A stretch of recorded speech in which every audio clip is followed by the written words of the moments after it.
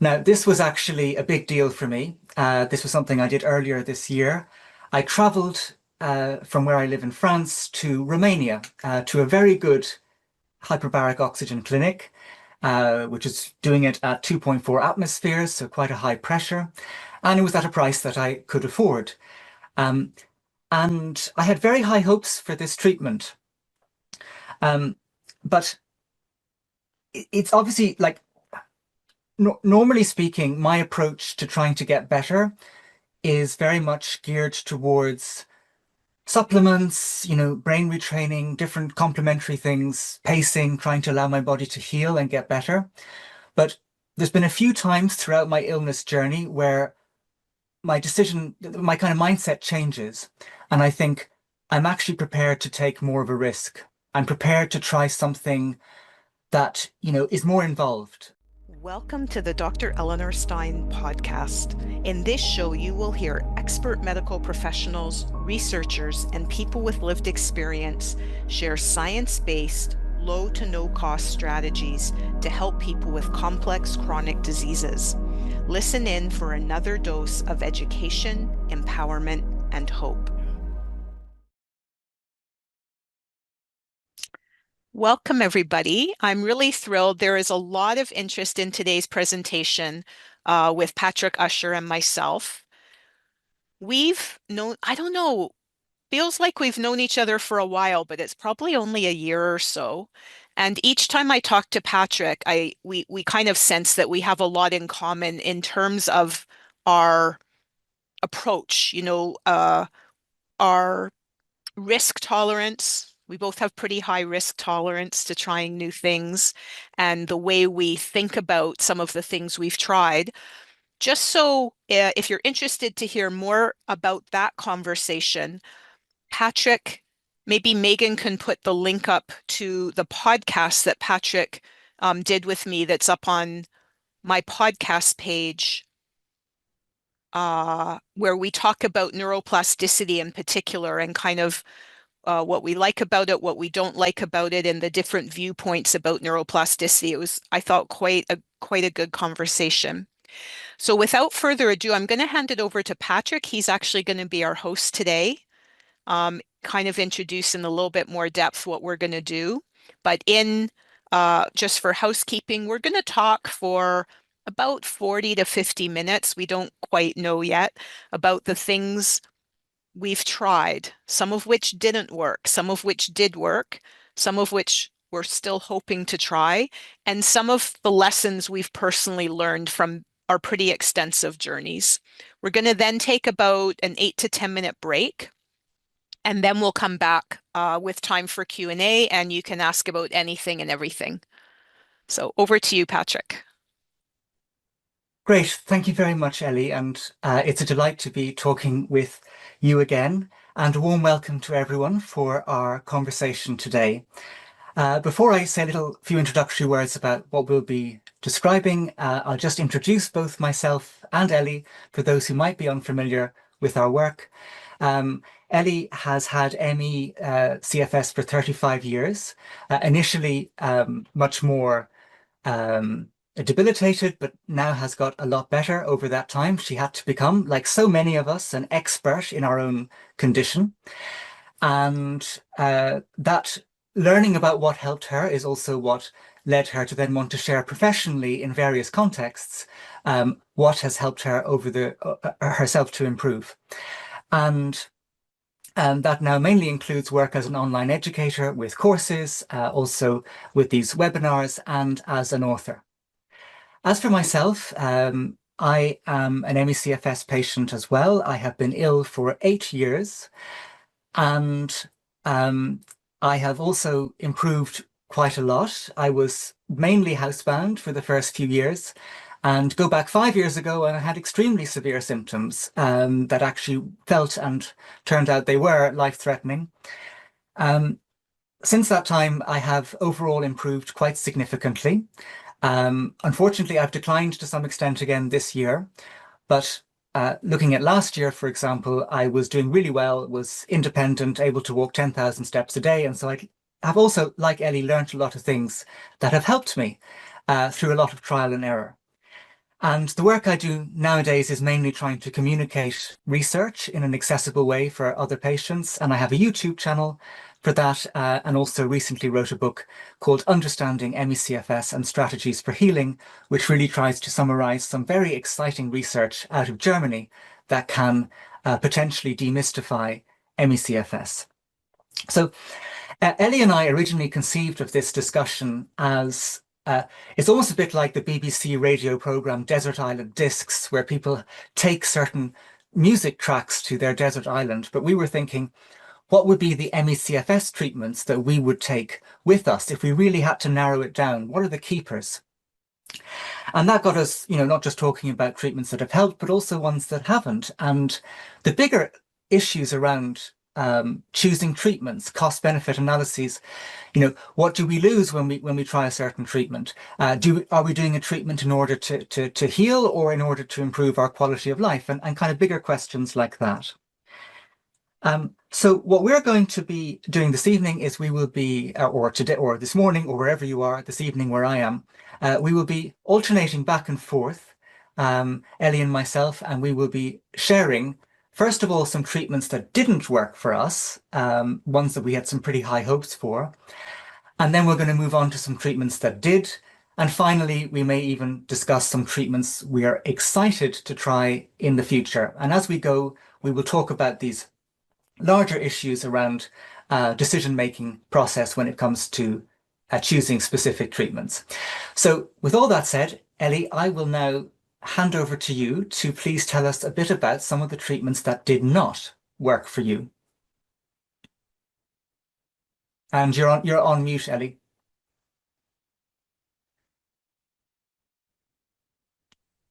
There we go. I'm sure that's better.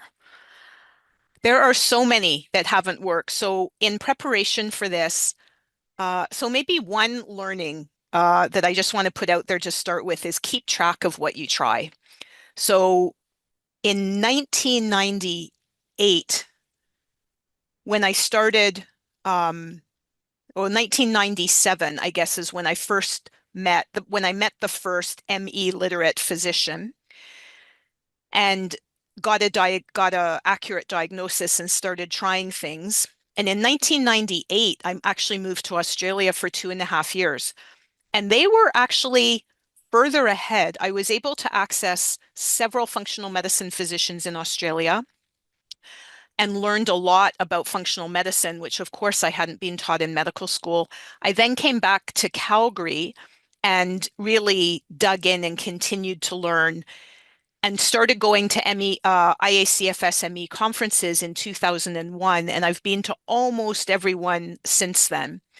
And when you go to those conferences, of course, you meet people who believe that they have the solution. And so in the course of those conferences, I met several people who had developed protocols. And all of these people were credible. They were all physicians. Most of them were university professors. Most of them had really big like patient populations that they had tried their protocol on. At least that's what they said, literally hundreds to thousands of people. And so when they would come to a conference and say, here's the protocol, here's the scientific rationale for the protocol, I, in my younger, naive way, thought, oh, okay, this must work. If it worked for like 1,000 or 10,000 other people, why would it not work for me? So some of the protocols I tried over the years were the Demirlier protocol. So some of you know or remember Kenny Demirlier. He's still working, I think, in Belgium. He developed some lab tests that purported to show alterations that were measurable and that were defining who had ME and who didn't. And then he had a protocol based on your lab results. And I did the protocol, and guess what? Nothing happened. Then I tried Paul Cheney's protocol. So Dr. Cheney, he has passed away, but some of you old timers may remember him. And he, again, had a very unique idea that it was really ME was a cardiovascular issue, increased preload. And we now, of course, know that he was right. The work from Harvard with David Systrom is really validating Dr. Cheney's work. I'm not sure he lived long enough to kind of be vindicated. But the treatment that he proposed was something I call buffalo goo. So I live in Canada. We have bison here, so I'm pretty familiar with them. So it was basically the mushed up adrenal glands of bison. And he believed that if you put it on your skin, it would shift your cardiac function. And I traveled to his clinic at massive expense, underwent the tests. Sure enough, just like all the other tests I've done, like thousands and thousands of tests, I had all the key abnormalities of ME. I tried the buffalo goo and it didn't work. Not only didn't it work, but it was during that time that I was trying it that I got a skin disease that I'm still struggling with, 2009, so 16 years later, that's causing me untold amounts of grief. So my second take-home message is sometimes the treatment that you're trying will actually make you worse. So you really have, I think my level of caution was perhaps too low. It never occurred to me that something recommended by someone who I had personally met, who seemed very credible, who was very smart, who had, claimed to have had success in hundreds or even thousands of individuals could potentially be harmful. I would say I'm now wiser. So I'll pause there and go back to Patrick to mention a few that haven't worked for him. Yeah, thanks, Ellie. So there's a few themes there that are relevant for me too. But the first treatment that I want to talk about that didn't work for me is hyperbaric oxygen at the medical grade level. Now, this was actually a big deal for me. This was something I did earlier this year. I traveled from where I live in France to Romania to a very good hyperbaric oxygen clinic, which is doing it at 2.4 atmospheres, so quite a high pressure. And it was at a price that I could afford. And I had very high hopes for this treatment. But it's obviously like, normally speaking, my approach to trying to get better is very much geared towards supplements, brain retraining, different complementary things, pacing, trying to allow my body to heal and get better. But there's been a few times throughout my illness journey where my kind of mindset changes. And I think I'm actually prepared to take more of a risk. I'm prepared to try something that, is more involved. And 60 sessions of medical grade hyperbaric, traveling alone to a different country, falls into that category. And it's because I feel, I want to get better and this is going on too long. So sometimes I make that kind of decision. And I didn't think that hyperbaric would cure me. I thought it might improve my baseline health, improve my stamina so that I would be in a position, a better able position. My body would be better able to actually spiral upwards towards health. So I was more thinking of it as a conduit to better functionality and health. But unfortunately, the result was that it actually lowered my baseline capacity. I went from being able to do 7,000 or 8,000 steps a day to 4,000 or 5,000, and my crashes were more severe. And this is because I think now, that hyperbaric, especially at the high pressures, is actually exerting a stress on the body, particularly at a cellular level that people with ME-CFS might be quite sensitive to. And so this is something that, there's quite a lot of discussion about hyperbaric. There's quite a lot of discussion of the mechanisms in general. And so on paper, those mechanisms looked good. It should improve blood perfusion. It should improve mitochondrial health. But in my case, what was on paper did not meet the biological reality of how my body responded to the treatment. And I kind of look back now and wish that actually I could have given myself permission to stop. That maybe after 20 sessions, I could have said, okay, I'm not getting that good feeling about this. But I had invested a lot of hope into it. It was obviously a big trip, etc.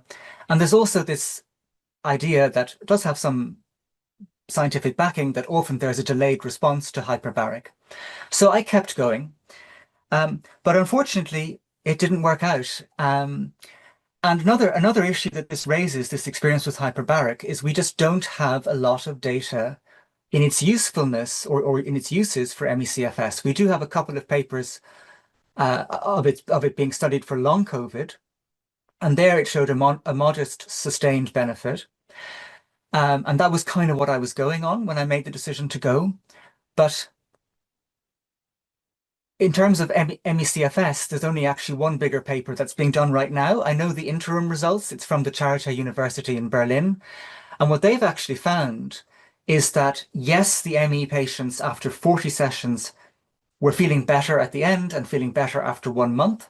But 3 months later, they actually were pretty much back to baseline in terms of their symptoms. And so I wish I wish that paper or those interim results was out already before I was actually going to head off to Romania. But that's part and parcel of what we deal with ME-CFS, is we're often fumbling around in the dark and we don't have a lot of data to go on when it comes to treatments. So that's my first disappointing treatment, Ellie, and I'll hand back over to you now. Right. So I've also tried hyperbaric. I'll mention it, but I think before that, I just wanted to say, for me at least, and I'm guessing, Patrick, it's the same for you, that everything I'm talking about today that I've tried is on the background of self-management. So every single day, I eat the healthiest diet possible. I try to be active. I do my best to get an appropriate amount of sleep. I work on my mindset, all of those things. So just to say, none of the things I'm going to talk about, I think would have benefit in isolation. I think my belief is basic self-management is absolutely fundamental, and the specific treatments we try are on top of that. They're an add-on, but they're not a instead of. So I tried hyperbaric, oh my gosh, really, really long time ago. I believe I did 40 treatments. I may have even done 20 additional treatments later on. It didn't, nothing happened during the course of the 40 treatments. But towards the end of it, which was, 2 months, right? Because you kind of go weekdays. I noticed that my energy was better. So this is before I started feeling better. This is pre-2017. So that increased energy was, I remember going hiking that summer, something I hadn't done in a really long time, and feeling good and not crashing. But unfortunately, it wore off. So it probably lasted for 2 to 3 months. I looked back at my records and I think I went back for an additional 20 treatments, but it made no difference. The effect continued to wear off until I was back to baseline. And at that point, like, hyperbaric is very expensive. At that point, I decide, you know what, I can't justify the money to keep doing it on an ongoing basis. And so I stopped. I'm just going to talk about a couple more protocols that some of you may be familiar with. So one is the Shoemaker protocol. So Dr. Richie Shoemaker has the belief that ME is caused by toxins caused by mostly like water damage building, so mold-related toxins being the most common. So he also has a whole testing protocol, which is very difficult and expensive. And I managed to get it going in Calgary, and me and several of my patients did the tests. And yet again, I showed the classical profile that you would expect for someone with CIRS, C-I-R-S, chronic immune, can't remember what the R is, syndrome. So basically that your immune system is super hyperactive due to the mold. I then did his protocol. Nothing happened. I did the Paul protocol, Martin Paul. I believe he's also passed away. So he has a very elegant protocol. He's not an MD, he's a PhD. So his protocol was theoretical, not something he ever had a chance to try out in patients, but it has to do with oxidative damage and oxidative uh, nitrogen and oxygen species. And his protocol is all about tamping that down with antioxidants and intermediates. Guess what? Nothing happened, except that I'm poorer each time because all of these protocols, once you do all the tests and the treatment, it's, hundreds and hundreds, if not thousands of dollars. And the last protocol I did was the Myhill protocol. Some of you are familiar with Sarah Myhill from the UK, and she would come across to many of the IACFS ME meetings. And I thought the mitochondrial tests that her lab offered were really brilliant. We have, I'll say, more sophisticated tests now, but for a decade or more, her tests were really the gold standard. I was never able to get that test done for myself. It was just too hard to get my blood to the UK. But I did the protocol nonetheless, which is basically supporting the mitochondria, and it made no difference. Another protocol I did is Patricia Kane. So her hypothesis is that chronic disease has to do with dysfunctional lipids or fats, probably because we're eating back in the day trans fats and other types of fats that are not the right consistency to allow our cell membranes to function optimally. So I did the Kane protocol is pretty intense, and it includes intravenous phosphatidylcholine, phosphatidylserine. Did nothing. And I've tried it on more than one occasion because it's available in Calgary and at huge expense, right? Whenever you do something that's intravenous, every treatment is probably $200+. What I want to say about all those is all the protocols made sense. The theories made sense. There was research evidence to say mitochondria aren't working well. Why? So it would make sense that supporting them would help. Or I do have SIRS. I mean, my immune markers are like through the roof. So it would make sense that trying to decrease mold toxins in my body would help me.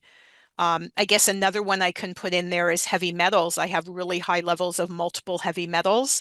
I've done, I can't even count the number of protocols, including IV chelation over many, many years, and it has made no difference. So just because you read about something and the rationale makes sense, the science looks solid, the person recommending it or people recommending it are legitimate, they're not in it for the money, they're not personally benefiting. Like if I send my blood away to Quest or LabCorp in the US, Dr. Shoemaker doesn't benefit from that personally whatsoever. So it passes all of the check boxes of what a legitimate treatment might look like. And yet, in my case, big goose egg. I'll go back over to you, Patrick. Yeah, thanks, Ellie. Before I mention the next treatment that didn't work for me, I just pick up on what a few people are saying in the comments about mild hyperbaric and saying that that can actually potentially work better for ME-CFS. And I would personally now think that's the way to go if you're going to try it. And I had just seen a lot of experts who kind of dismissed mild hyperbaric, said it's not the real deal, don't bother with it. But actually, I think it's very well suited for ME-CFS and a much better way to start and potentially encourage or influence some kind of healing response. The next treatment that I wanted to talk about that didn't work for me is T3 thyroid hormone. Now, this is a treatment actually that at a time and still to some extent is kind of in vogue in the ME-CFS world. There are some quite well-known doctors who recommend it. And it's essentially, well, I don't want to get down in the weeds about the physiology of it, but it's essentially treating a kind of hypothyroidism which often exists in ME-CFS, which is different from classic hypothyroidism. So it's called low T3 syndrome. All of your standard thyroid labs may come back normal. There may be some slight cases where some things are a little on the lower end of the reference range, but they're coming back normal. And yet you still have hypothyroid symptoms.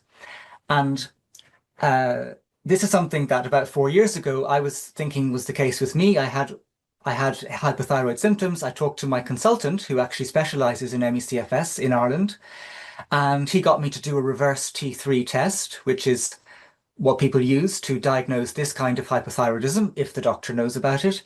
And lo and behold, I had a very high reverse T3. And so what my consultant suggested was, I think you should try T3 monotherapy. So you're taking quite a high dose of T3, which is the active thyroid hormone. So the idea is that you'll definitely get your thyroid metabolism to work well because you're taking the active form of it. Unlike if you're taking levothyroxine T4, which is inactive and still has to be converted into T3, which may run into trouble in this kind of hypothyroidism.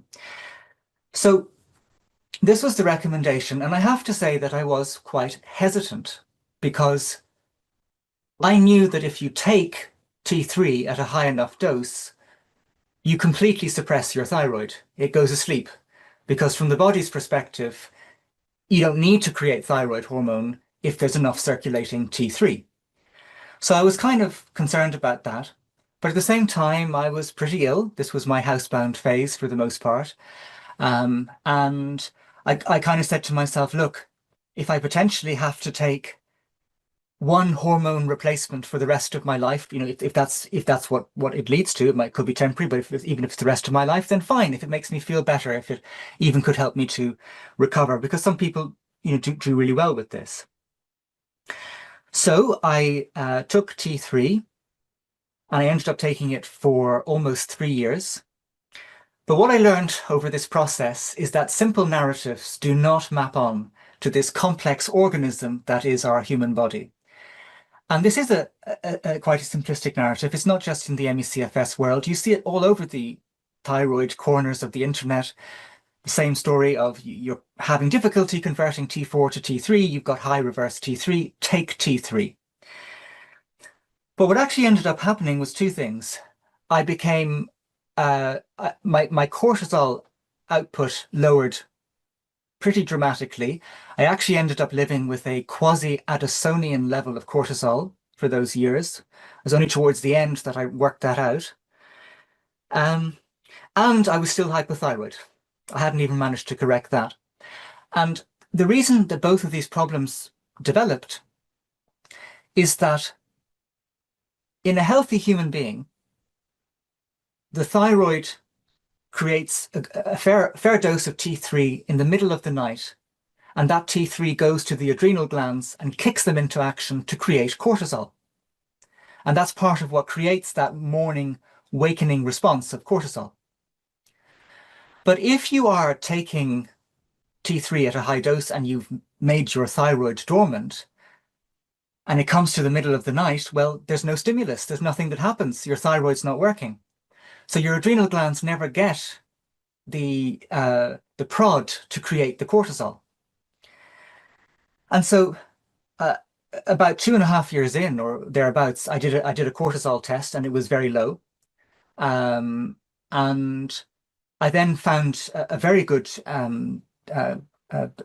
guy called Paul Robinson, who's written a few books on T3 therapy. It's you can find them on Amazon, but he actually ran into this problem as well. And his solution was to take his first dose of T3 in the middle of the night, and that worked really well for him, and then he actually recovered. But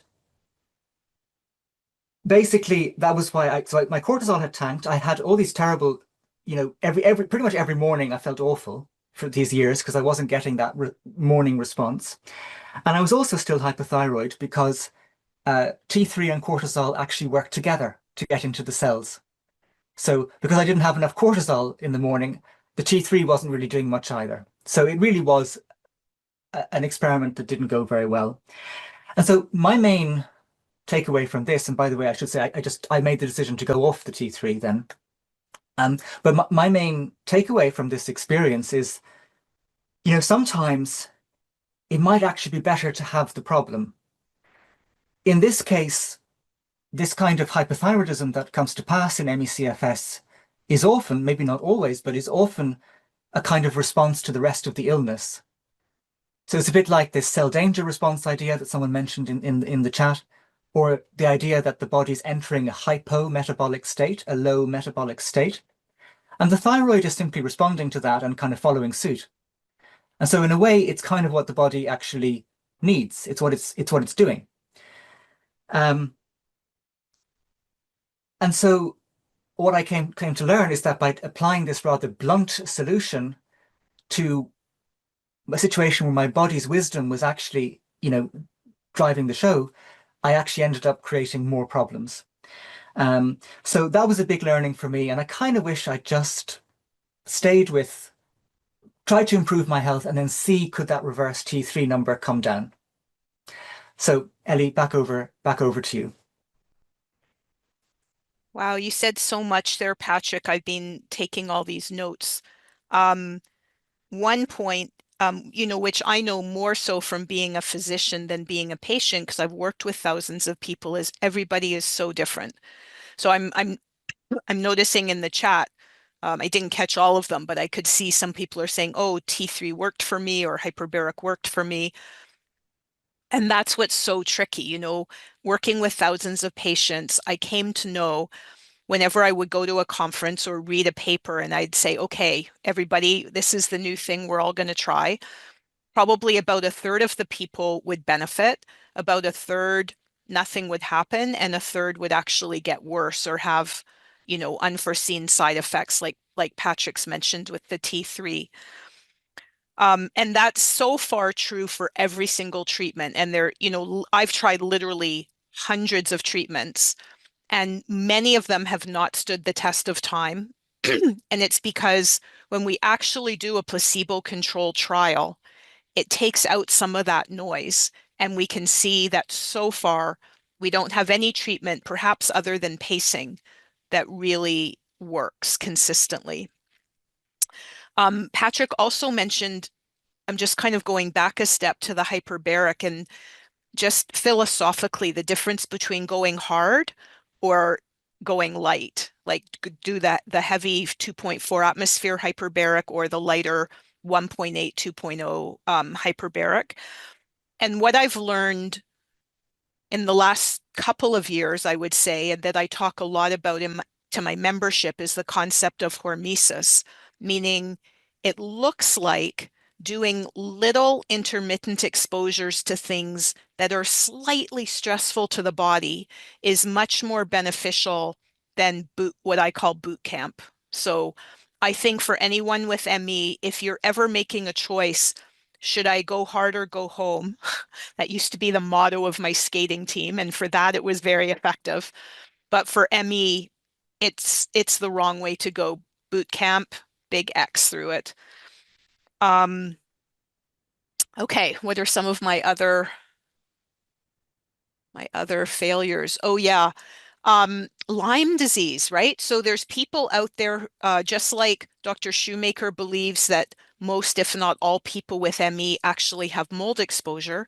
There's people who believe, and again, I've met many of them at many conferences over the years, that all of us, if not, or most, if not all of us, have Lyme and various co-infections.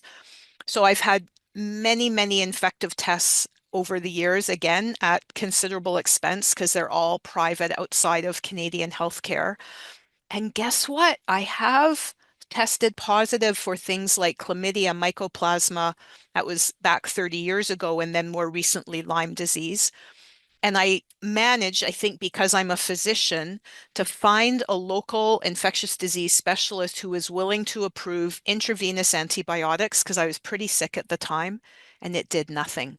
And my Lyme test, after the antibiotics looked identical to my Lyme test before the antibiotics.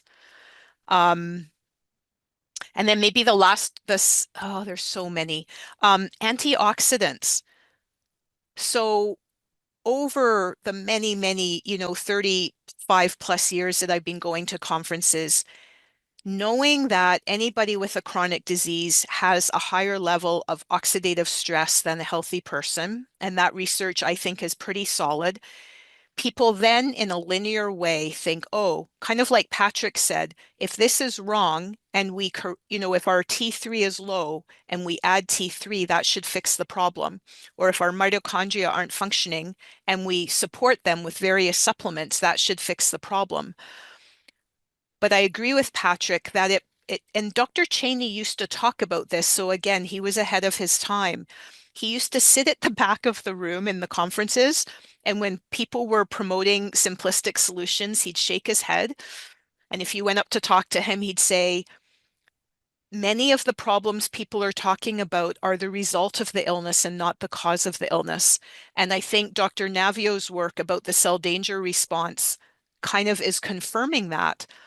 The mitochondria are down-regulating, not causing the illness, but as a result, it's like a self-preserving mechanism of the body. And I remember Dr. Cheney saying, if you try to override our body's attempt to protect us, you're going to run into trouble.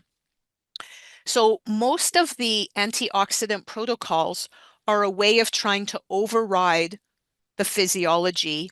Also, things like Myers cocktails, very popular, and numerous intravenous, like intravenous B vitamins, intravenous magnesium, um, even amino acids, the fats I've already talked about.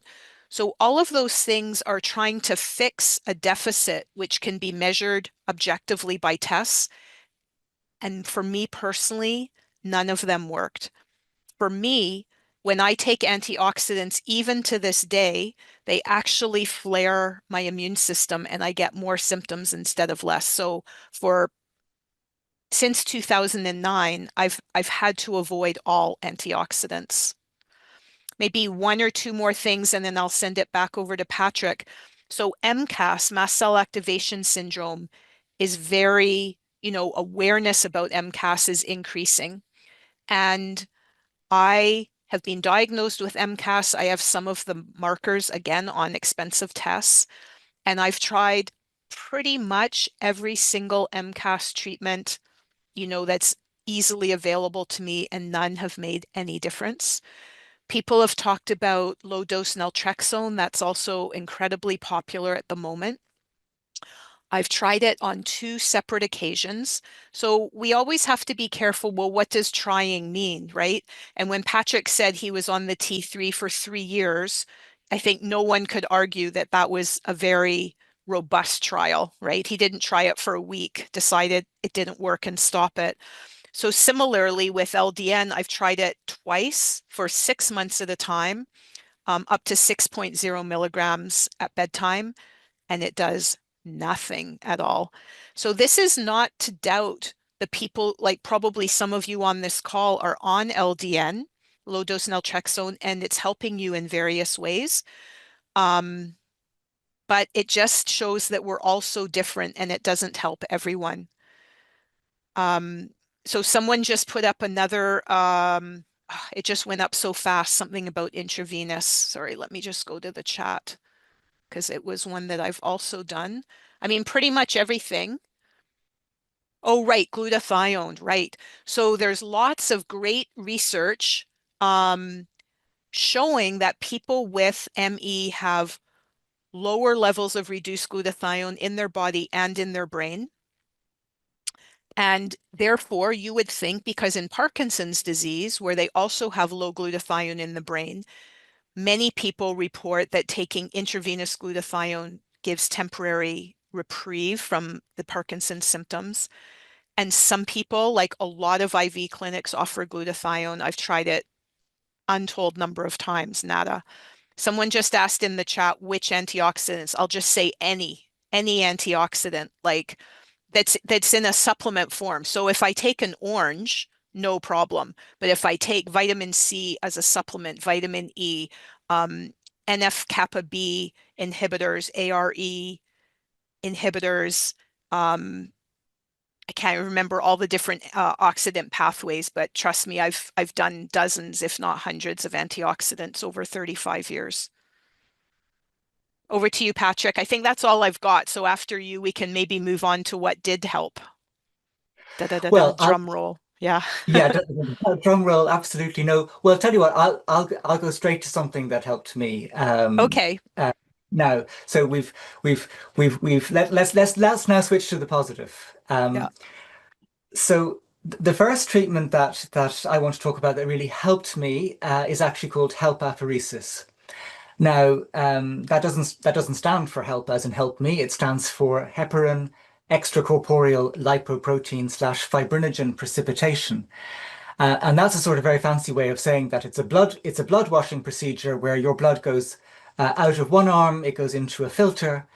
In the filter, there's a lot of a blood thinning medication, heparin, which many of you may have heard of, but it's at a very, very high dose in the filter. It's about 20 times higher than the oral dose you would typically take.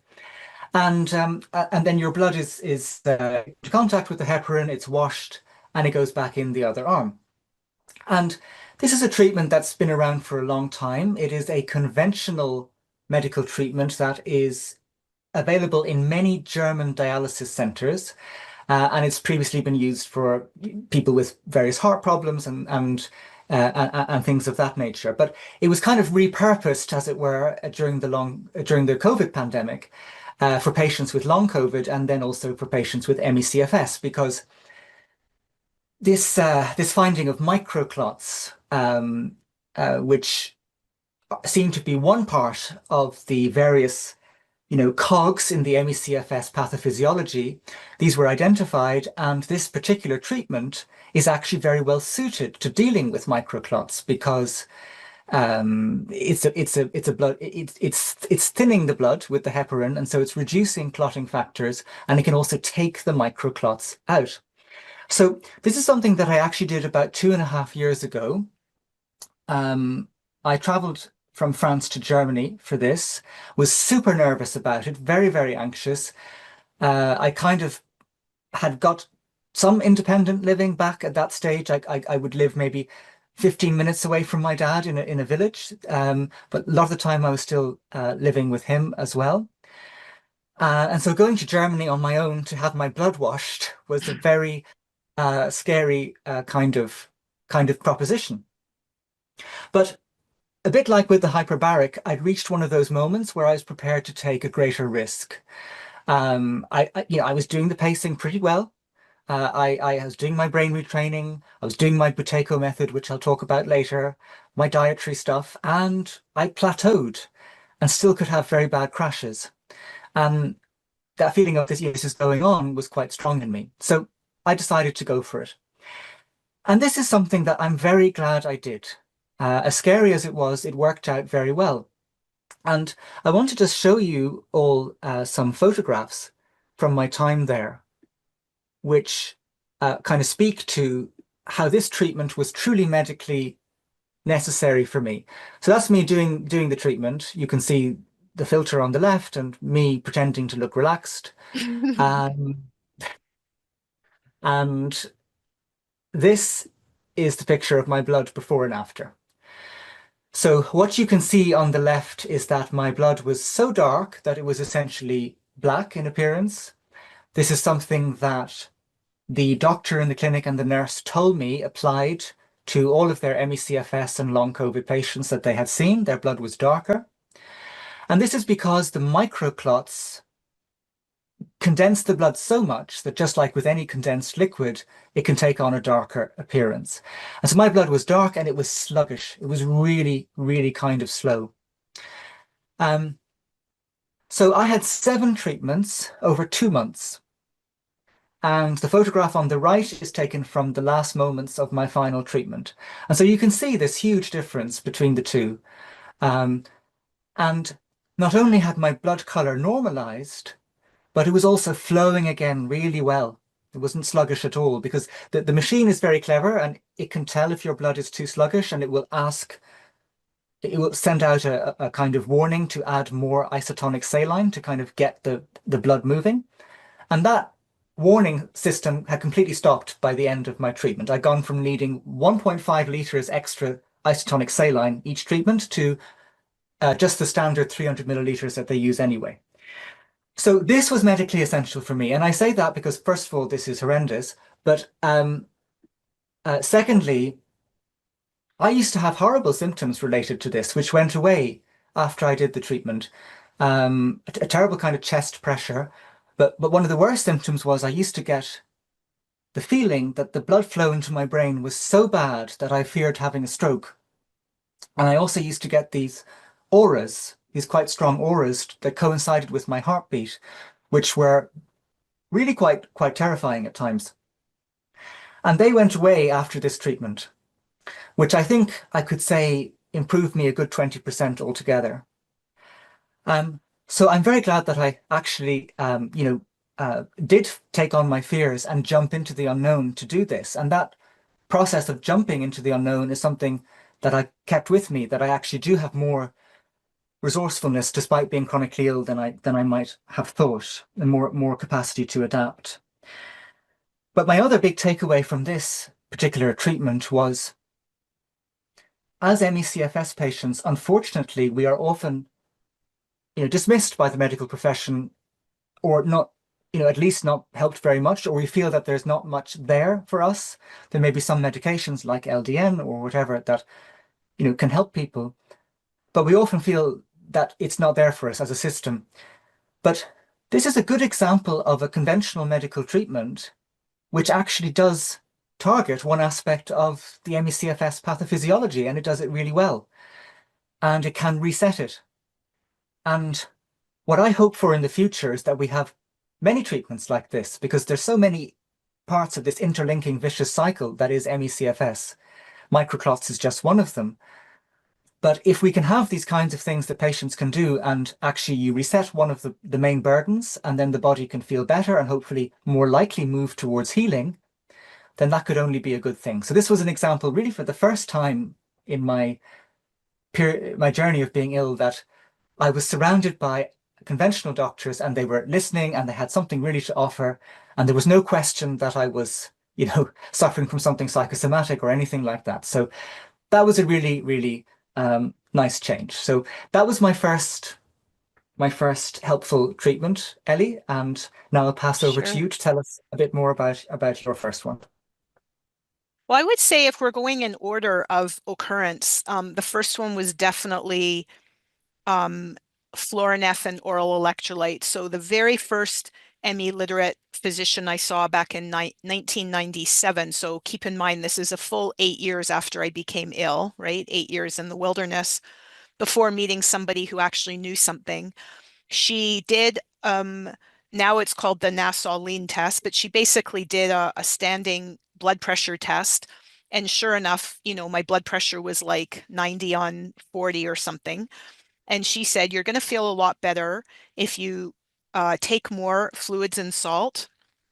And if you take Florinef, which is fludrocortisone, which is kind of an analog of the natural hormone that keeps salt in our body so that we don't pee it out. So we keep salt and then the water follows and we have more blood volume. It's been shown even back in the day with Dr. David Bell and Dr. David Streeton back in the 90s that people with ME have up to 30% less blood than an average person. And more recent work out of the Netherlands, Dr. Visser, I'm sorry, I can't remember the other researcher, and Dr. Peter Rowe is kind of a collaborator there, are basically confirming that this 20-year-old research is true. So even to this day, so that was in 1997, so almost 30 years ago, I started Florinef. If I miss a day now, it's not a problem, but if I miss 2 or 3 days, I start feeling all of the symptoms of orthostatic intolerance. Um, and the other thing I tried early on was sauna. So I was going to a lot of integrative medicine conferences, and the wife of a local colleague said, Ellie, you have to get a sauna. So she was really big on sauna for detox. And again, she thought everybody is ill because they have toxins, right? So everyone has their somewhat linear model of why we're sick. And I said, but I can't do a sauna. I have low blood pressure. I feel horrible in the heat. It's something I actively avoid. She said, oh, trust me, it'll be fine. So I go and buy, a sauna. And it turned out to be one of the best things ever. She's right. I totally tolerate it. And whenever I'm at home, I sauna regularly. I set my so there's so many different sauna protocols. I set my temperature to about 70 degrees centigrade. And I'm usually lying down because I have orthostatic intolerance, so I lie down whenever possible. And after every single sauna, I feel better. Now, what I now know, oh, and I stay in for 30 to 40 minutes until I've really sweat a lot. And so I have my glass next to me with water and electrolytes. Now that I've learned more about hormesis, I realize that the benefits of sauna are multiple. They are getting rid of toxins. That's the original reason I bought my sauna. But heat is a hormetic stress, meaning if you do it intermittently, not too crazy hot, for just the right amount of time, it challenges the body to release heat shock proteins, and heat shock proteins make all of our metabolism function better and make us more resilient. So another lesson I've learned recently is that many of the things I've been doing for years, kind of empirically, I tried them, they helped me, I've kept doing them.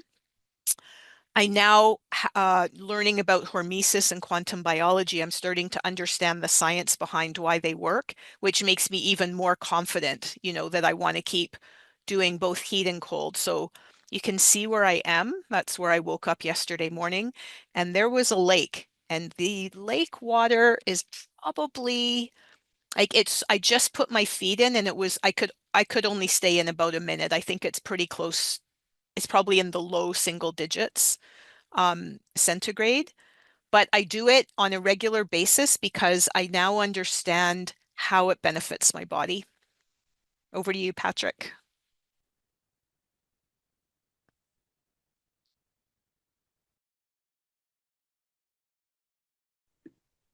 Yeah, sorry about that. Thank you, Ellie. Yeah, just before I go on to my next one, I'll just briefly mention I've never tried Fluorinef, but one treatment that has been an absolute game changer for me is switching to most of my fluids coming in the form of oral rehydration solution. And I currently drink around 2 liters a day of ORS. It's a very effective way of boosting your blood volume. I'd say it's more effective than just adding salt to your food. It's also safer than doing that.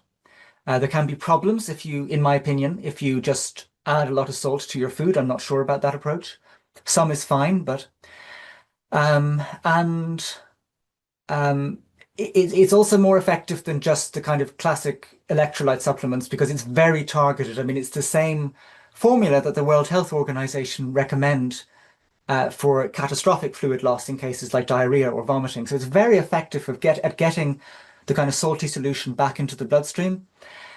And for me, it was, as I say, it was a game changer. There can be times when I'm in post-exertional malaise and I can't move, I'm stapled to the couch, and I drink, a liter over the morning, say, and it almost has a biblical effect. It's like I get up and walk. It really is a very neat, straightforward way of getting the blood volume up. Obviously, it doesn't only last a few hours, but it does give relief for the time that I drink it. So the next thing that I would take to my desert island, and going from the last one, which was kind of elaborate and quite costly, I wanted to think of something that's free and that reliably improves my quality of life. And for me, that is the Buteyko method. That's Buteyko. Now, this is something that I've kind of been looking into for many years, and the first few years it was always so confusing to me. And I used to do it and just feel worse and end up hyperventilating, and I could never get it. But eventually I kind of worked out how to do it. And for those who are not familiar with it, it's from a Soviet doctor, Professor Konstantin Buteyko, and he came to the conclusion that many people are deficient in carbon dioxide, and the carbon dioxide as a gas is not actually a waste gas, but has some very important positive properties for the human body. And some people, interestingly, think that what, for example, in ancient Ayurveda is called prana, or ancient Indian teachings is prana, may in fact be CO2. Anyway, Dr. Buteyko developed this method of keeping CO2 in the body and increasing the levels. And there's various ways in which this kind of helps. The first big thing is that as a gas, it's actually a vasodilator. So it will open the blood vessels up and therefore improve tissue oxygenation or tissue perfusion. And it's also a kind of conduit. The more CO2 you have in the bloodstream, the better able hemoglobin is able to release oxygen into the cells. So it's also a conduit for the release of oxygen into the tissues. And in these two very important ways, it targets problems in the ME-CFS pathophysiology, which is just this global state of blood hyperperfusion and tissue hypoxia.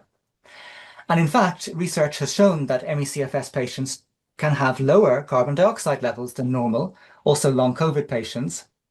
And this is probably happening as a downstream consequence of other problems in the illness. It's not just kind of happening of its own accord, but as a response. And then when people get lower CO2 levels, they start to hyperventilate or have deeper breathing, which then leads them to blow out even more carbon dioxide, and you get into another vicious cycle of which, for which ME-CFS is so characteristic. So I learned the Buteyko method from a wide, different groups, and rather frustratingly, they often teach different things. So my own practice is kind of a hodgepodge. But one group that I do think is a helpful place to start, and they actually offer 5-day workshops on Zoom for free, fairly regularly. They're called Learn Buteyko Online. So Learn Buteyko Online. They kind of give a helpful foundation. But I have found that whenever I practice this, my quality of life reliably improves. I feel calmer, my body feels more at ease. I can feel the blood getting into different parts of my body. My perfusion and circulation improves, and I feel warmer. And sometimes, particularly when I'm practicing the exercises, that feeling of warmth is very pleasant. It comes as such a relief when you're not getting enough blood flow to your brain to suddenly actually, really be able to perfuse is a very nice feeling.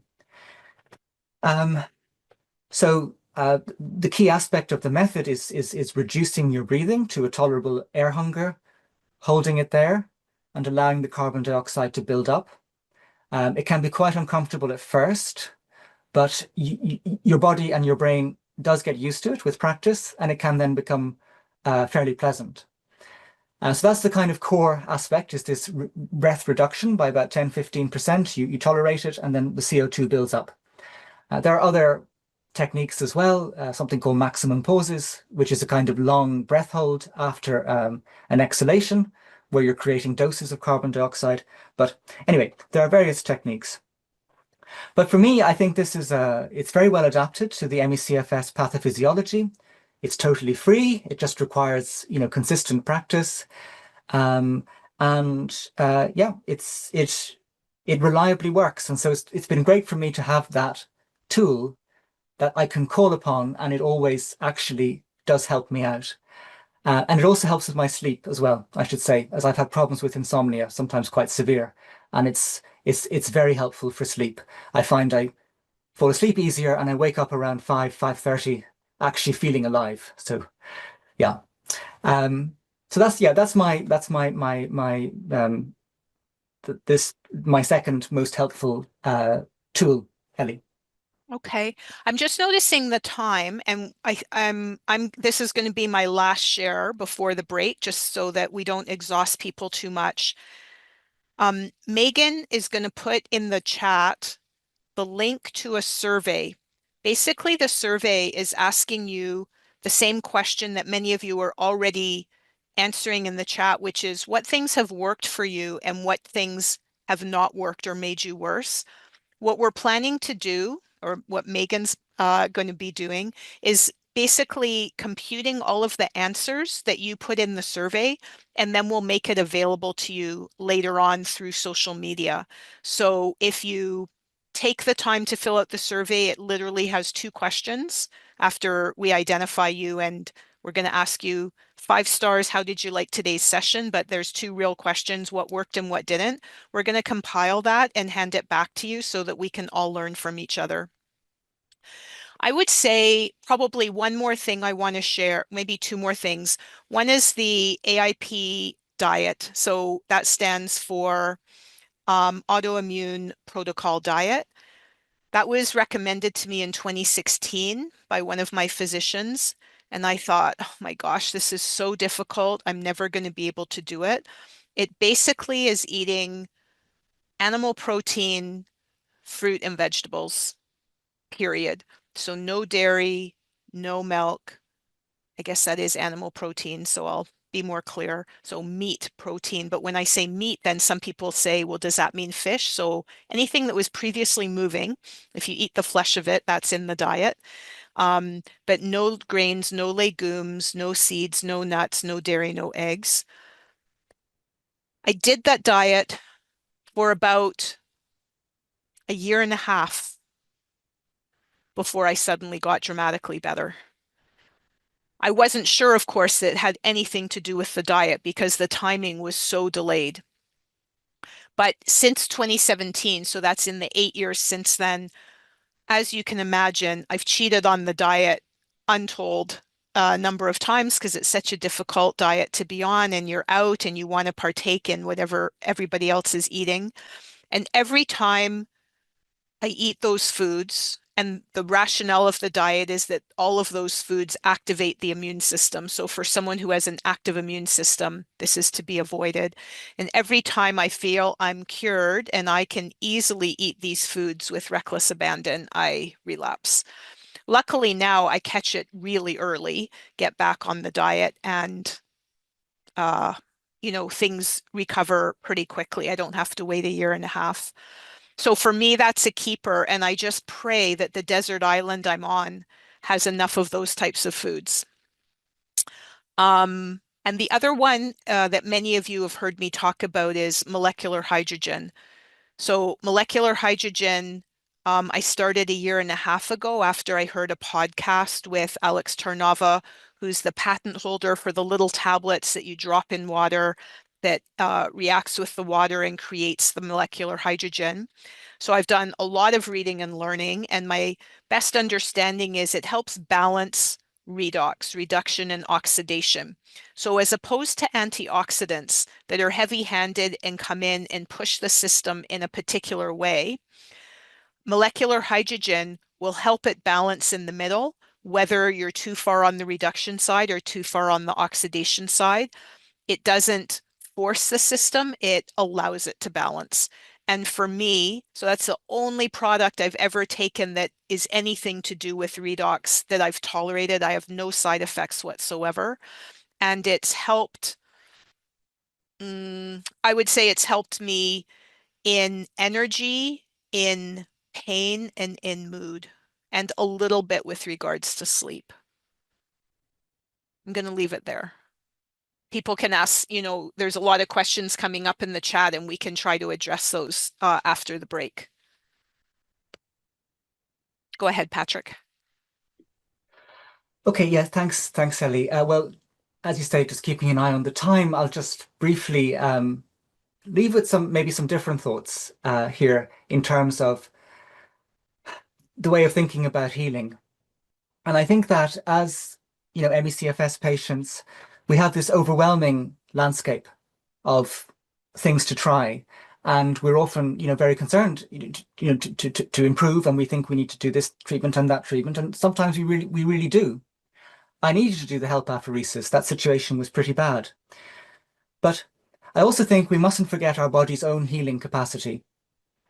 And it can be something that we actually forget about because of how awful this illness can feel. But something that often humbles me and is even quite moving, are times when I have a very bad crash, I can't move, it's really difficult, but my body slowly pulls me out of it. And it does that because it's still set its compass on healing. Now, one thing that we know from recent research, I'll just show you briefly. If I can. Here. One thing we know from recent research is that when people crash, this doesn't happen in every case, but it happens in some cases, you actually can experience muscle tissue necrosis, that is to say, muscle tissue death during PEM. And this is one of the reasons why it feels so awful. This is work from Rob Woest in the Netherlands, using this is people 1 day into PEM, and this kind of gooey stuff. This is dead muscle tissue, and that's obviously awful. But what they also find in that study is that the muscle also regenerates. And given how awful this illness is and how complex it is, it's actually very moving to think that the body does that, in such a circumstance. And one thing I often ask myself is, what would happen? Like, you get out of the crash because your body still wants to heal, but what would happen if you let it continue healing? Because oftentimes we feel a bit better and we just overdo it or slightly overdo it, and we go back into that boom bust cycle. But what would happen if we didn't crash for 50 days, for 100 days, for 300 days, for a whole year? What might our bodies actually be capable of then if they can get us out of muscle tissue necrosis? Because ultimately our body doesn't want this illness any more than we do. And Professor Ron Davis at Stanford, he thinks that not crashing for a very long period of time is the way out.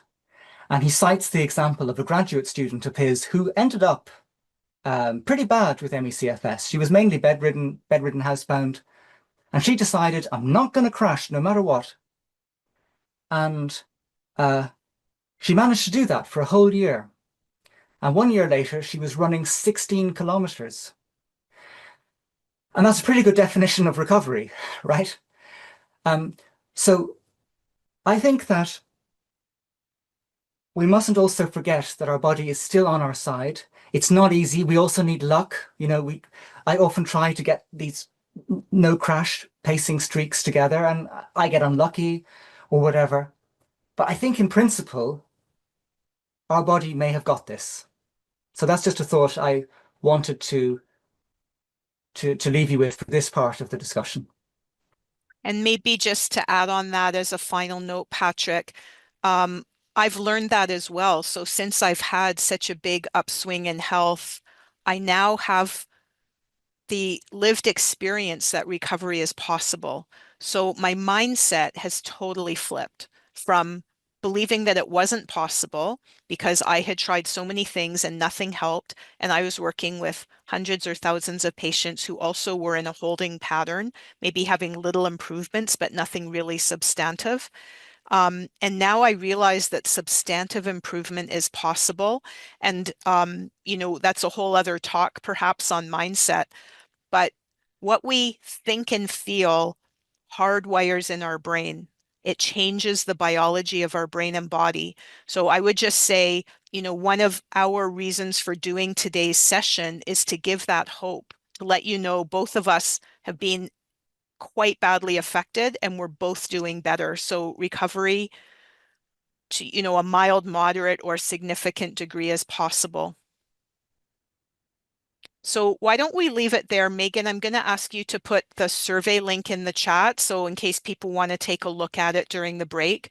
We've gone a little bit over, but let's take a full 10 minutes because I need to step out of my van and get some fresh air.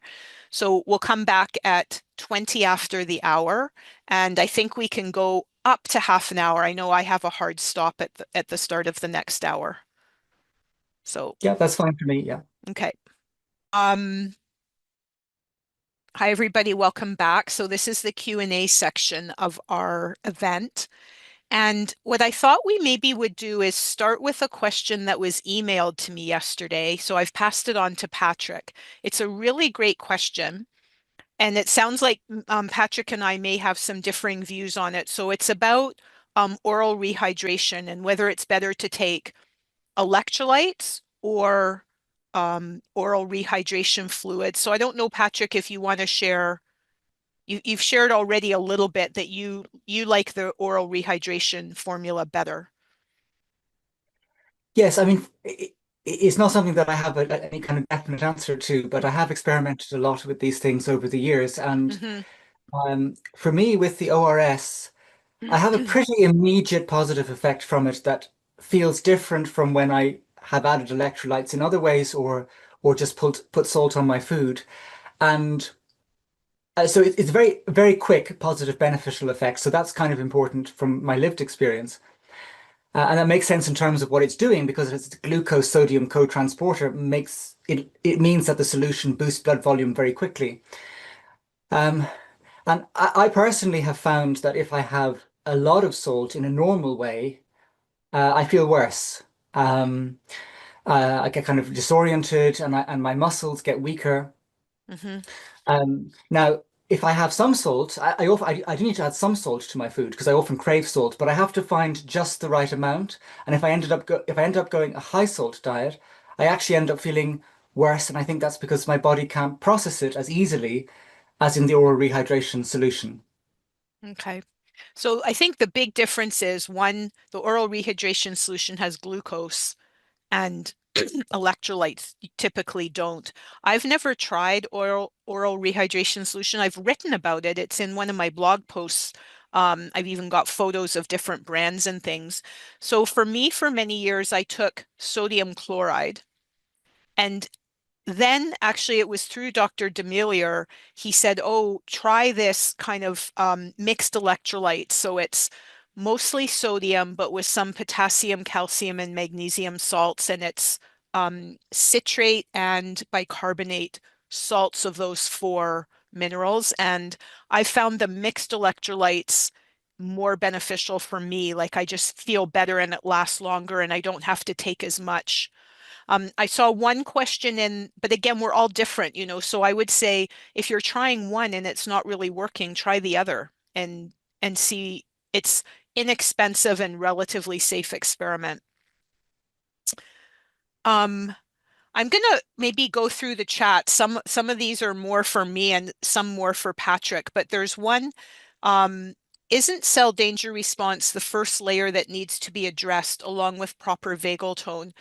So here's my take on that. My understanding of cell danger response is it's the state the body's in when the normal healing cycle can't fully proceed and get us back to full health.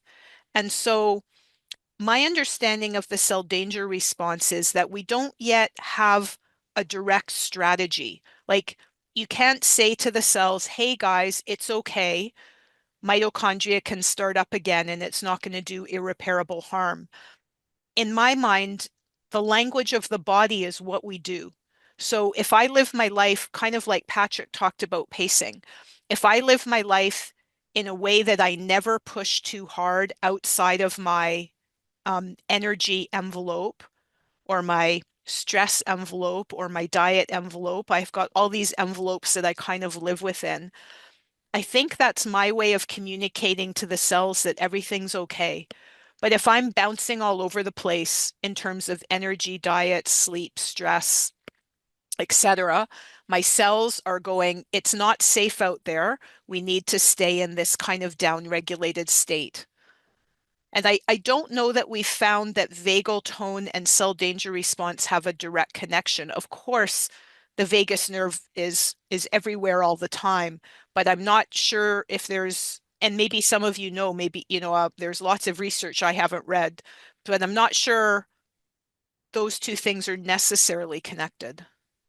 What do you think, Patrick?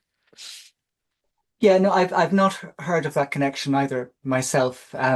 But I do very much agree with you that um, the illness gets our body into this cell danger response, and it's our body in its Yeah, wisdom that will have to get us out of it. right.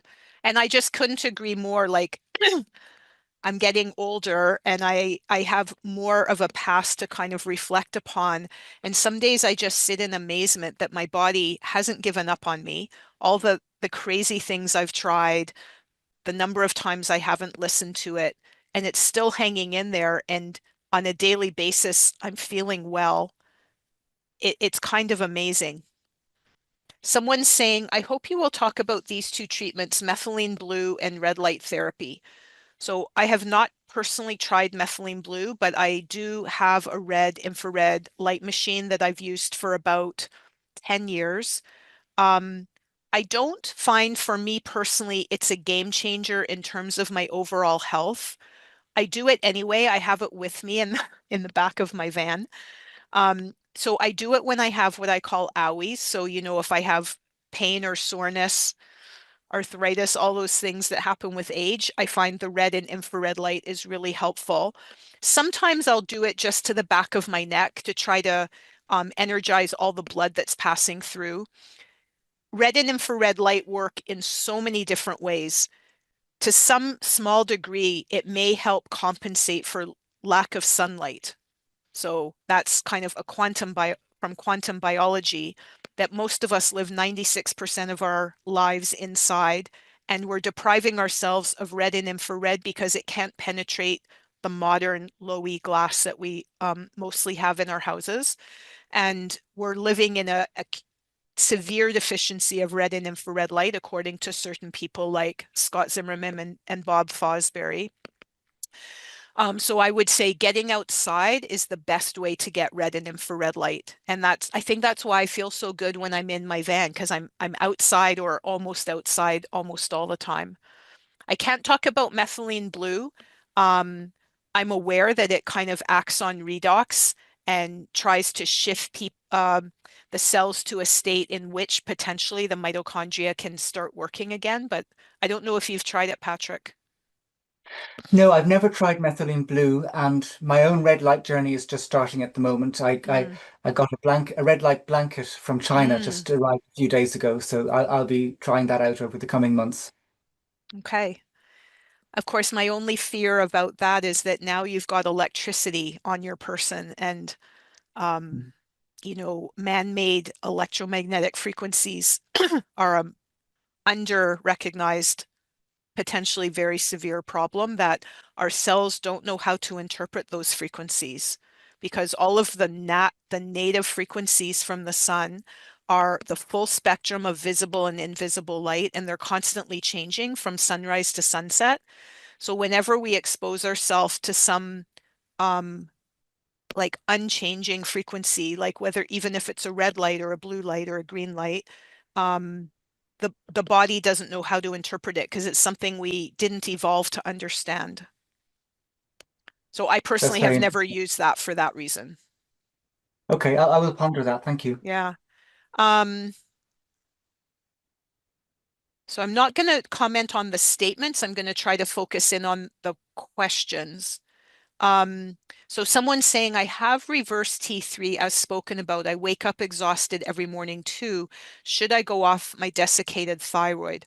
So desiccated thyroid is different than pure T3 that Patrick was talking about. Desiccated is a biologically balanced mix of T3 and T4. And in my practice over the years, I often found that desiccated thyroid was better than using either pure T3 or pure T4. Um, so of course, we can't give any medical advice whether you should or shouldn't go off something, but that's just a little bit of background for those who may not be aware. Patrick, do you want to say anything about that? No, I agree with what you say, Ellie. I'm just going to write in the name of the person I mentioned, Paul Robinson. He's Mm, written three very helpful books about this kind of low T3 syndrome, and I think his guidance is great if you want to if you want to look more into this problem. Um, the nature of what I was talking about was purely related to T3 monotherapy. And hmm the solution that tends to work for people is this circadian T3 method, which Paul Robinson developed, which is you take the first dose at 4 a.m. and then you do actually stimulate your adrenal glands to create cortisol. Now, I didn't want to do that because I don't want to wake up at 4 a.m. So but for Paul, that's fine. He has an alarm, a little alarm every night. He's done it for 20 years. And this was key for him in getting his health back. And there are other people too who take T3, their first dose, in the middle of the night. So I was only really speaking from that pure T3 perspective. I wouldn't be able to comment on the desiccated thyroid. Here's a question. What about Epstein-Barr / mono creating ME-CFS theory? So I'll ask Patrick as well. My take on that is we're now changing the terminology. So if you look at the clinical guide that was just published by the Bateman Horne Center a few months ago, and if all the duckies line up, I'm going to be releasing a podcast tomorrow with Talia Ruscioni, who's the executive director of Bateman Horne. So she's going to talk a lot about all of the resources they have available. But in the title of that guide, it says ME-CFS, long COVID, and I hope I get the letters right, infection-associated IACCs, so infection-associated chronic conditions. So I would say most people in the field, in both the ME and the long COVID field, are saying, you know what, these infection-triggered events that we experience share a lot, probably more in common than they differ. And we're now kind of bringing them together, which is great because we can pool all of the research and experience from, for example, long COVID. So I would say, yes, there are many infections which can trigger an infection-associated chronic condition, and Epstein-Barr is one of them. COVID-19 is one of them. Um, I was just at the conference yesterday. Enterovirus is one of them, even Giardia. So there's many bugs that are triggers for this kind of constellation of symptoms where potentially the body is stuck in the cell danger response and can't quite finish or complete healing.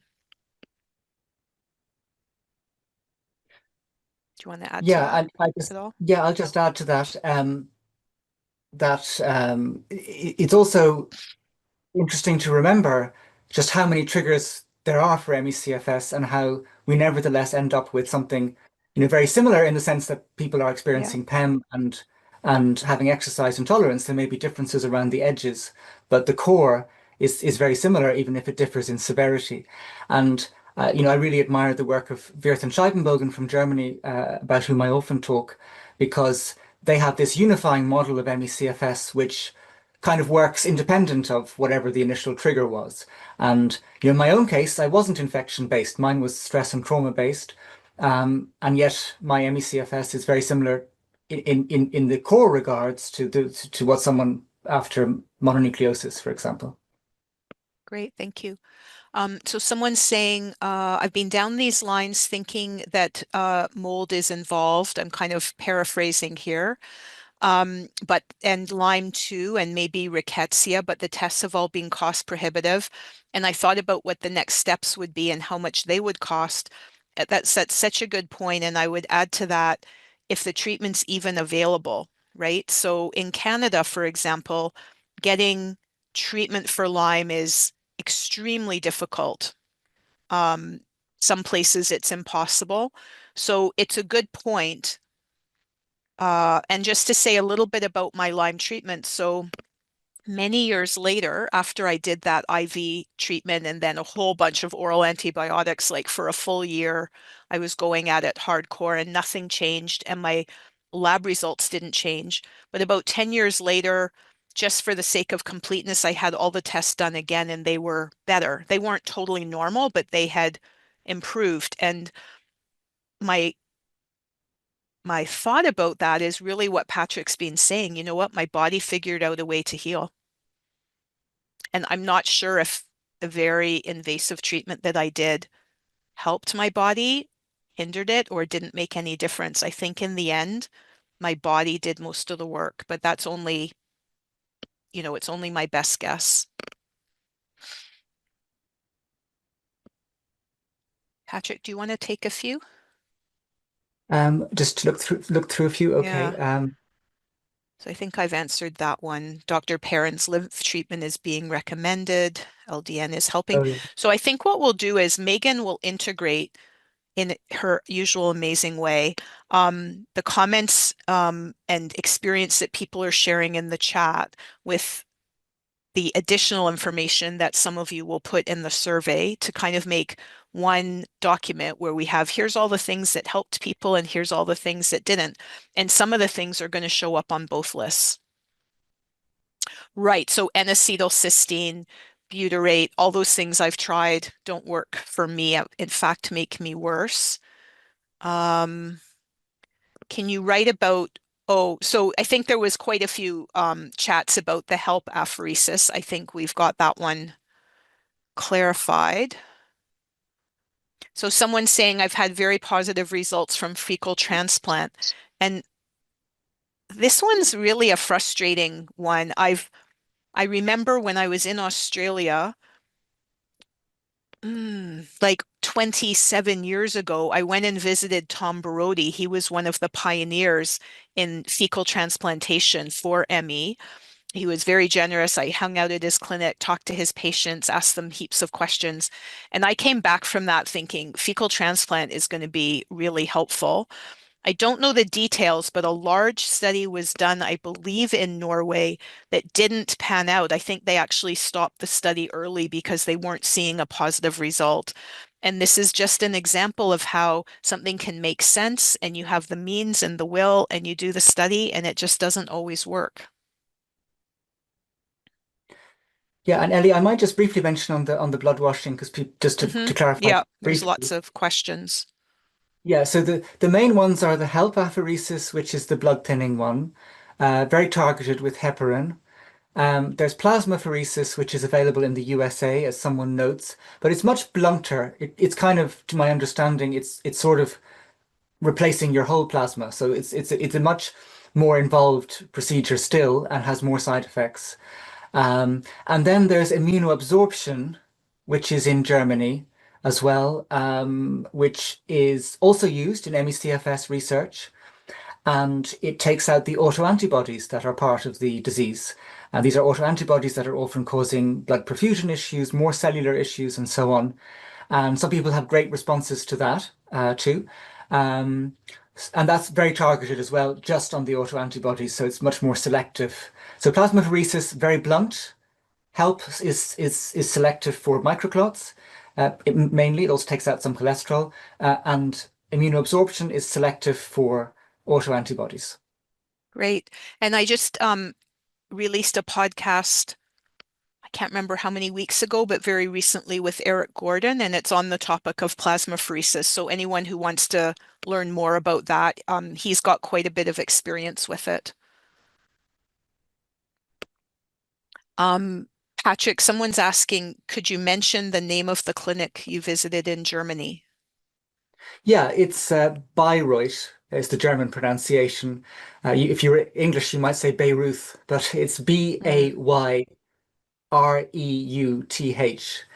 in Bavaria. I'll just write it in the chat so people can see the spelling. great, thank you. Very good, very good place. Really recommend it. No problems there. Someone's asking what type of sauna I use. So this runs into really the bigger question because it's not maybe so important what I use, but what does the research say? So I was listening, Rhonda Patrick, she is a professor. She has had probably one of the longest standing health podcasts ever, more than 10 years now, called Found My Fitness. And she was just talking with Peter Attia about sauna. And apparently, if you take a wet sauna, the temperature is higher and you don't have to stay in as long to get the same result as if you're in an infrared sauna with a lower temperature. I don't know what mine would be classified as, but it's a dry sauna. And it does have infrared in it, but I'm honestly not sure that's the main mechanism. What I've said over the years from my experiences, I don't think it matters the type of sauna as long as you sweat. So the key about sauna is that you sweat. When you sweat, you get rid of toxins. And when you sweat, it's a hormetic stress. The body sweating means your body is recognizing that the heat's a little bit too much, and the sweating is a way to cool the body.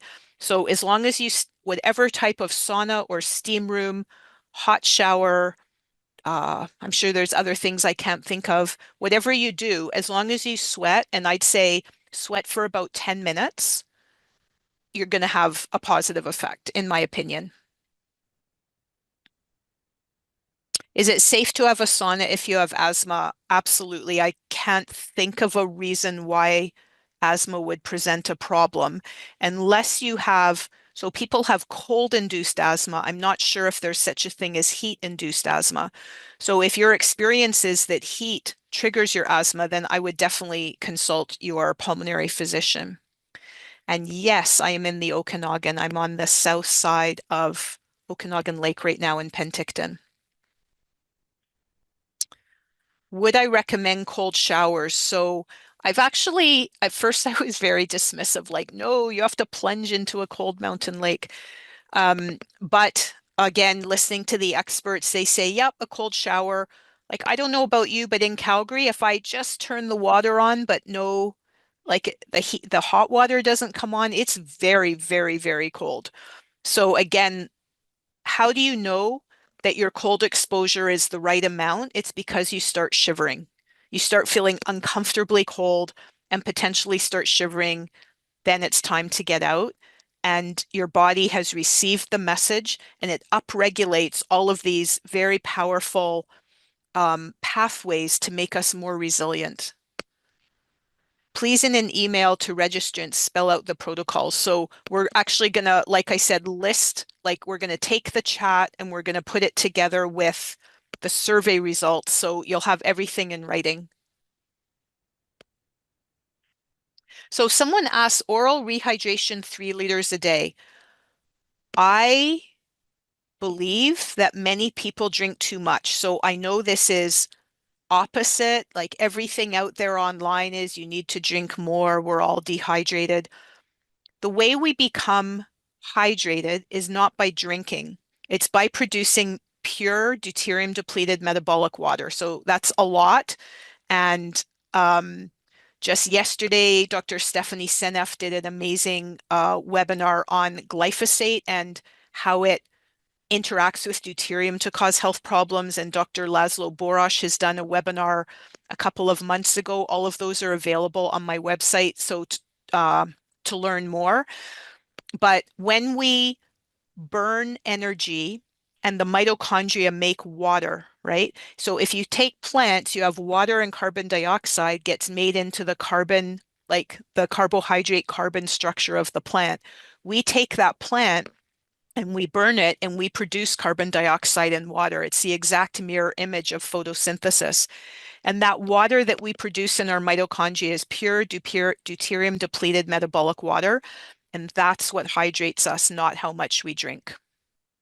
I know that's a radical idea, but I've seen the science enough that I'm buying it.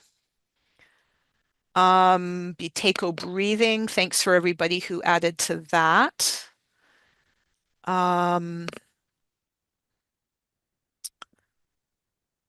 Yes, there will be a recording. Someone said they joined late, so no problem. Everyone registered will get an email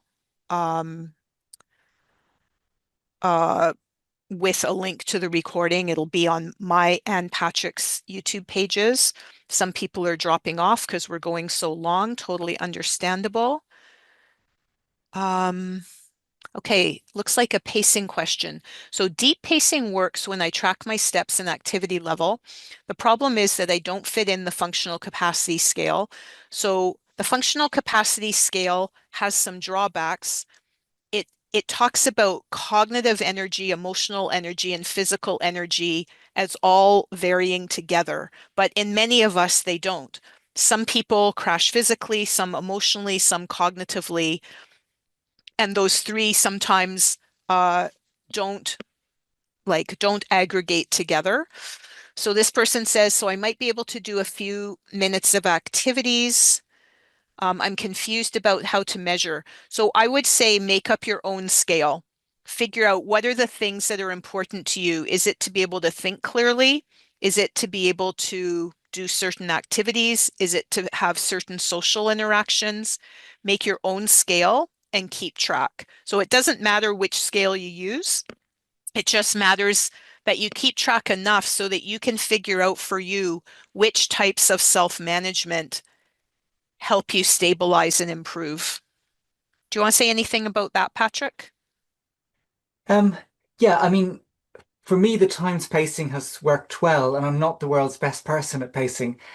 Is I really like Dr. Perrin. He has a very nice. He has a 50% rule.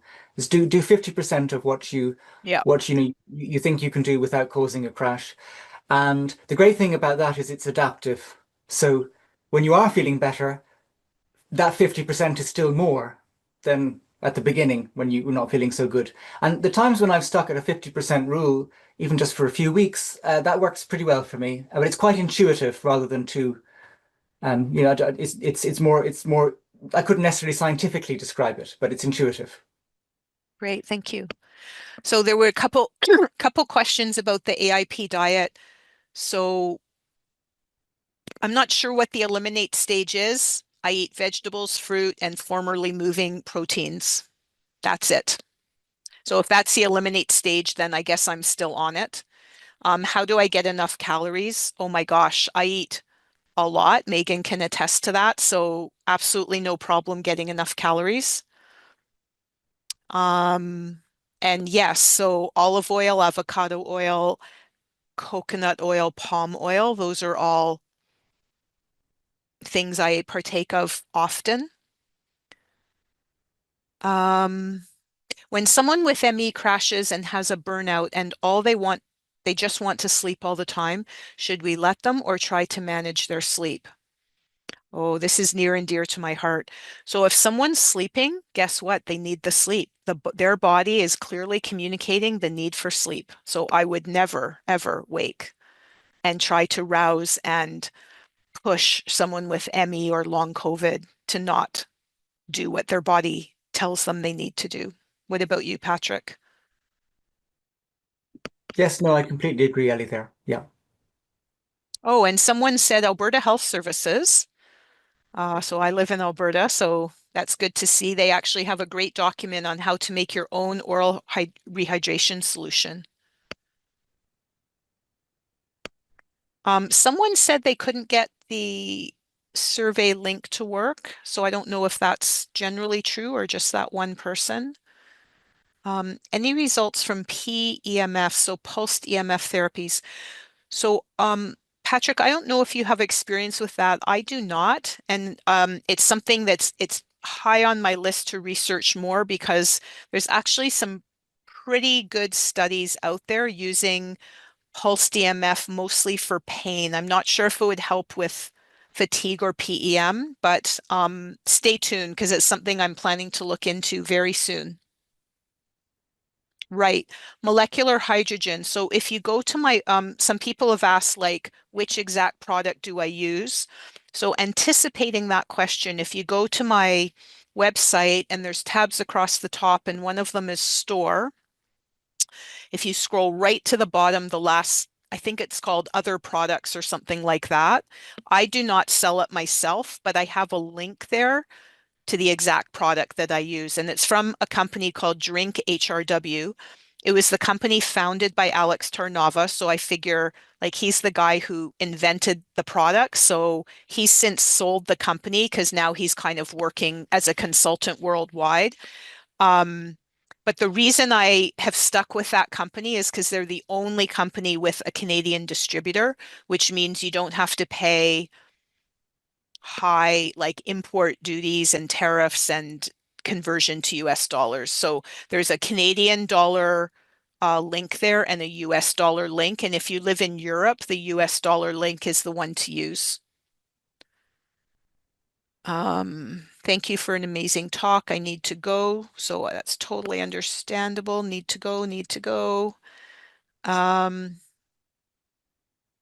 Really appreciate Patrick's openness about his lived experience and struggling with the disease. I agree. I think that's what we were hoping today is we weren't putting ourselves up as some kind of experts, but to say even the two of us who have a ton of knowledge and experience, we have some wins, but we also make some errors, right? That if we had to do it again, we might do it differently. I think, just looking at the time as well, do you see any other questions there, Patrick, that we haven't? So someone's left a YouTube video on methylene blue. Thank you for that. Yeah, and someone's saying that the muscle necrosis might explain how unpleasant a crash is. That's absolutely the case, Hmm. particularly Yeah. the more severe crashes. Um, and that's probably caused by calcium overload in the muscles, because that can actually kill the cell. And that's part of the German research that I really think is great. So, yes, yes, but this is why PEM feels so awful. And this is someone, I think, sharing that methylene blue. She says, I have ME-CFS in less than a week. I think it's referring to methylene blue has changed my life. I have more physical and mental energy. And then they're talking about there's some different links that have been shared about how to acquire it. One thing I've heard about methylene blue is it's really important to test it because, or is that methylene blue? Well, I'm maybe going to stop there before I get myself into trouble, but I think there's a way of testing it to make sure you're getting what you think you're getting. I think we've answered the difference between ORS and electrolytes is basically that oral rehydration solution has glucose in it. Is there a maximum dosage? So again, in keeping with the person earlier who put that they take, I don't know if it was a statement or a question about 3 liters. In my opinion, that would be too much. I would say, we get fluid in a lot of our food, especially fruit and vegetables. So I would say 2 liters is probably the most that we need. If we want to increase metabolic water, we need to get outside and get sunshine, and we need to eat more fat because fat has less deuterium and produces more pure water than carbohydrates and protein. Someone's asking, this is for you, Patrick, how far is the research on mitochondrial? Do they have money yet to do the research? Yeah, so this, for people who don't know, this is Professor Cloudspheritz's potential ME-CFS pill. Could be the world's first approved medication for ME-CFS. Of course, we don't live in a world that seems to care too much about getting that to happen. At the moment, they have funding to cover up until March. They are doing toxicology studies and other early stage work. If they do not have the funding by March, they will have to stop that development work and seek the funding, which they will still try to do, but that's the kind of current cutoff point for that. So if anyone knows some very wealthy people who might like to, pass $20 million over for some the necessary phase 2 trials into this pill, uh, you know, get in touch. But otherwise, it's going on until March at the moment. Great, thank you. Someone's asking what supplements I suggest. So I did a short reel recently in which I share that I've gone off all my supplements except for the hydrogen water because I feel so well. I just don't feel that I need them. There's other complicated reasons as well, but I'm adverse to paying money for things that aren't, making a tangible difference. Someone's asking, will I be addressing brain retraining? So brain retraining for me and, everything I've learned, I've now packaged into my 2 courses, Retraining Your Brain for Better Health, which is kind of my beginner course, and then Healing Through Neuroplasticity, which is the more comprehensive course. So if you want to know what I did, that's where you can find it in depth. Brain training helped me with chemical sensitivity. Sorry, I forgot to mention that in my list. I would definitely take it with me to the desert island, but I change it up. I have studied and practice many different strategies. I don't just stick with one because I get bored easily. It has not helped with fatigue. I think for me, diet is really the key there. And unfortunately, it hasn't helped with I'll call them food intolerance, the fact that I'm still on the AIP diet after 8 years. I wish I weren't, and the brain retraining hasn't helped with that. So again, I know many people who have improved their food sensitivity issue. We're all different. I'm just noticing we have 5 more minutes, so we need to wind up. I think why don't we leave it there? Because there's There's a ton more questions, but I think many of them we've at least touched upon. You know, someone's asking about a specific supplement, for example, NAC. So I don't tolerate NAC, right? It's supposed to be the most bland, easy to tolerate thing ever. It builds glutathione level, which is an antioxidant. Doesn't work for me. So I would say for any supplement, I have a webinar by Teresa Dowell where she does a really great review of all the supplements that she has found helpful in her practice. And I had to say I really agreed and supported with much of what she said. So that might be a good resource. So I think we should leave it there just because I have to go to another call. And I apologize to those. Maybe we'll have to do a follow-up, Patrick, in a few months because we didn't get to all the questions. Yes, Ellie, I'd be up for that. Yeah. Okay.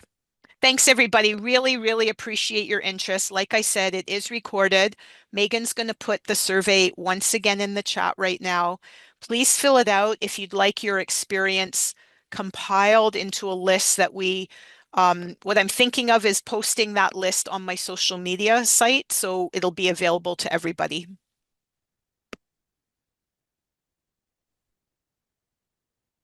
The cold lake. So right now I'm putting my feet in the cold lake because many of you know I have a severe foot issue. So I'm trying to decrease the inflammation in my foot.